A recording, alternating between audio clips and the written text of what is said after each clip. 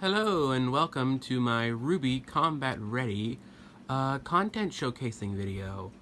This is going to be a video showcasing all of the things that I went over and received in my Kickstarter box of this. I don't really have an idea of how to play the game properly yet. I haven't read the instructions, so this isn't going to be a how-to video. It's just going to be showing off the game. And without further ado, here it is.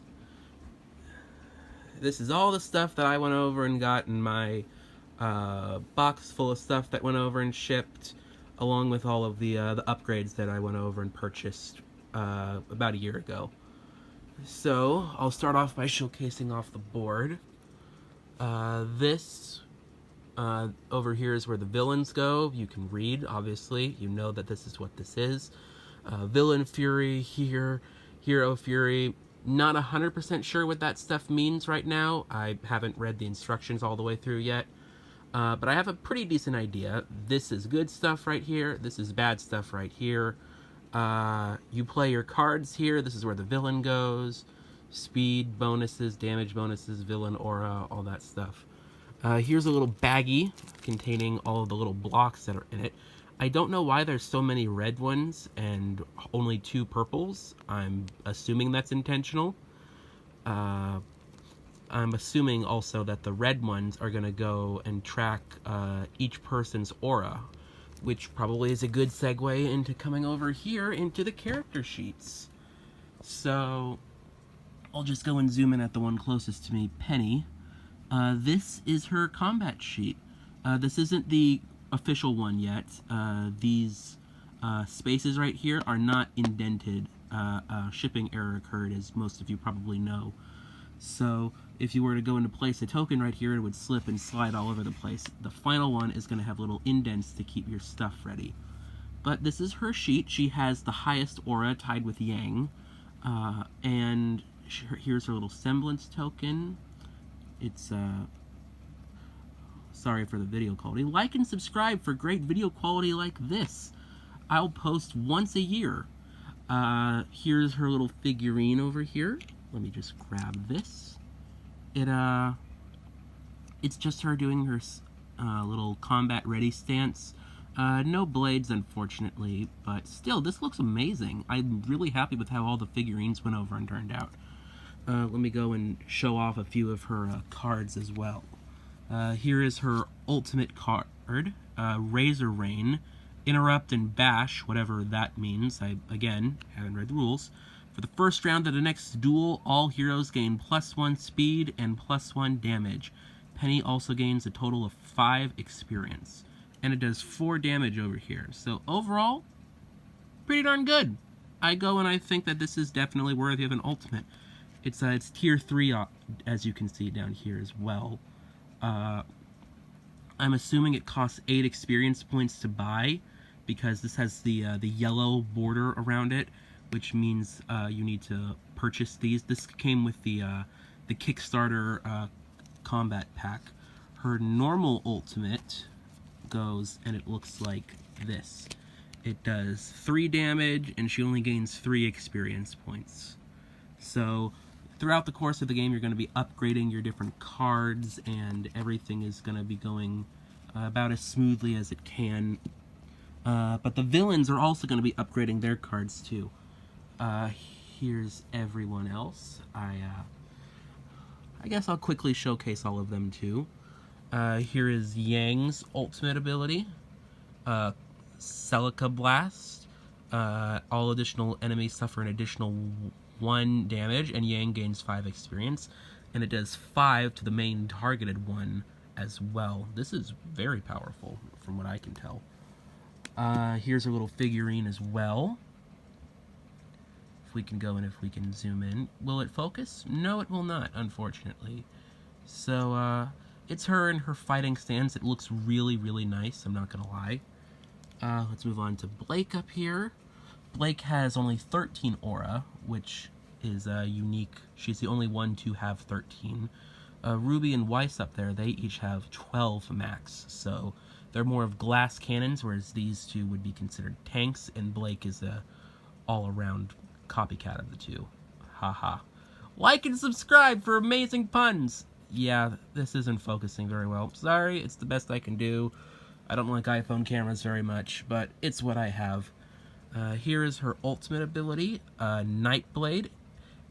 Interrupt and bash. Blade gains a total of 7 experience points, and all other allies gain 1 experience points, and you do 4 damage to a target. Seems like it's a very powerful ability, not necessarily for going and dealing, excuse me, for dealing damage to the opponent, but more so for helping your allies. Here's Weiss. I really like her figurine too. Her rapier is very bendy and flexible, so be careful with it. It looks like one of the components that could easily break, but it's a rapier. It's supposed to be long and slender-like. Let me go over and show you her ultimate ability. It is Shooting Star. Interrupt bash. All heroes each heal 1 aura. Weiss gains a total of 5 experience, and it does 4 damage. So this is a very powerful healing ability, which I like about Weiss. Weiss is not just a brawler. She does a lot of support with her glyphs too. Very faithful. Here's RWBY. Her scythe, very insanely detailed. Love it. Love it. Can't quite see the pointy tip, unfortunately, at the end. But, yeah, she goes and she looks fantastic. I go and I love each and every one of the figurines. Here is her ultimate ability when it's fully maxed out. Red Divide. Interrupt bash. The next duel, all players may draw up to 7 cards without discarding. RWBY gains a total of 5 experience points and does 4 damage. Very impressive ability. It goes and it allows everyone to draw and get all kinds of options for the next attack. Here are the villains. Let's start off with the best boy ever, Roman Torchwick. He goes and he is just looking menacing as ever. Love it, love it. Roman is my favorite of all of the villains. Well, I don't want to give spoilers away, but was. RIP Volume 3. He goes and he looks very nice. Here is one of his more powerful card abilities, Criminal Justice. Whenever Roman receives more than 1 damage from a single attack, he gains +1 damage bonus at the end of the round. So the more you hurt him, the stronger he hurts back. So looks very promising. I'll go over here next to Cinder. She's a very intimidating villain. Not one of my personal favorites, but I'm not gonna lie, she's very powerful, and I go and I like her a lot. Her figurine, very intimidating and menacing looking. And here's one of her event things. Dark Aura. For the rest of the battle, heroes cannot heal their aura. Very nice. It goes and it puts a time limit on all of the players fighting her, knowing that, hey, all damage you take now, it's permanent. You can't heal anymore, which makes Weiss's ultimate over there pretty useless, not gonna lie. And then here is Adam. I love his weapon and his fighting style. Character, I think, could use some work, but hopefully that's what Volume 6 is for. His model, sorry about the fuzziness again, but looks promising. Let's go and let's show one of his big event cards as well. Swordsmanship. Adam's balanced attacks gain +2 speed permanently. So what I do know is that speed determines which attack will hit, and the higher the speed, usually the less damaging it is, but the lower the speed, the more damaging it is. So it's kind of like if you want to gamble on, do you want to use more damage, or do you want to go and just try to chip damage them a little bit with a guaranteed hit?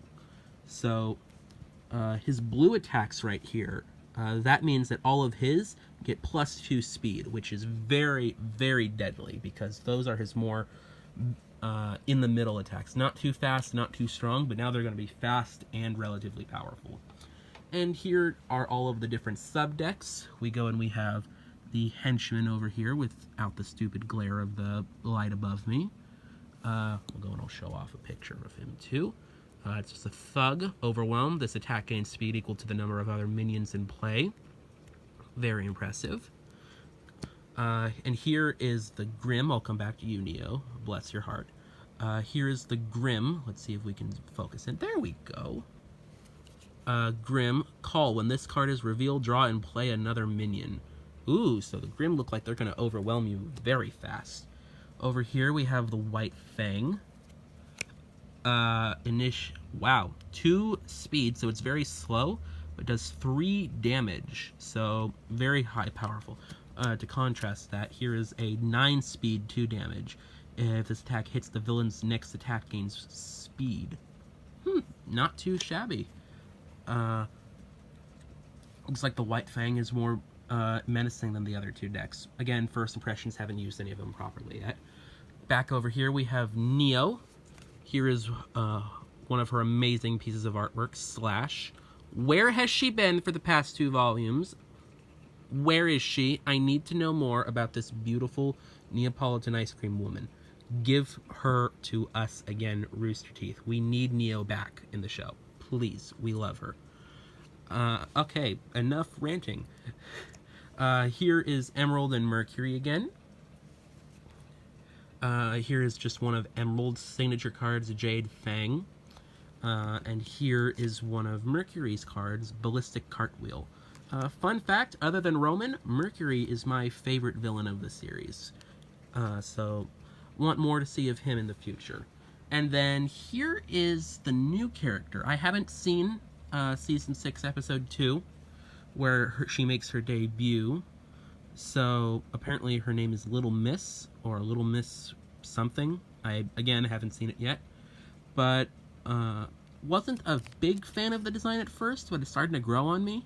I go and I'm starting to like it a lot more. She seems more like a spy who goes and lets other people do the dirty work for her. And I think that would be interesting to see. Overall, glad I got it, and we did get to see it before it arrived, so I'm glad. And that pretty much goes and does it. Here are some... Oh, over here. Excuse the shaky cam. Here are some of the objectives that you have to go into play for. Roman's Henchman goes and brings the Henchman deck into play. Worth Every Cent goes and brings the Henchman deck into play again. I haven't shuffled these at all, so I have no clue which ones do which. Let's cut to the middle. Mind Games, Emerald Semblance Marker on the objective. Her Semblance Marker is not one of these little chips. It's a punch-out thing over there. I'll get to that in just 1 second. Down here below, White Fang Revolution. This is one of the Kickstarter exclusive backing goals. You can see that right there. It goes in it. Green means that it's an easier one. Red means it's hard. And yellow is medium, a mixture of the two. I don't know what orange means, not gonna lie. And I guess to wrap things up, I will go and I will show off this little punch-out thing. I actually just accidentally popped one of them out. So here it is. We've got those Ys right here, flames, these things. Not 100% sure what everything means. I know that this is damage and this is damage modifiers.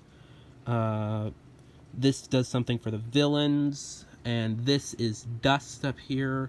Emerald's marker is right here, as you can see.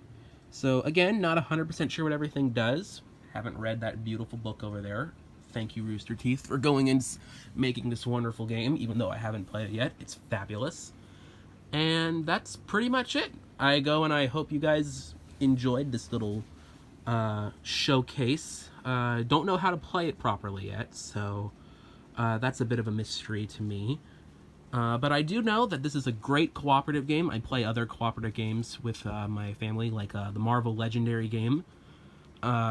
If you guys enjoy showcases like this, heck, maybe I'll do one for that too. I've got other board games of such like that. Love board games. Big pastime. And yeah, that basically wraps everything up for RWBY Combat Ready. I hope you all enjoyed. And... yeah, get to playing this. It's amazing. Hope as soon as it comes out, buy it, play it. It's fantastic. See ya.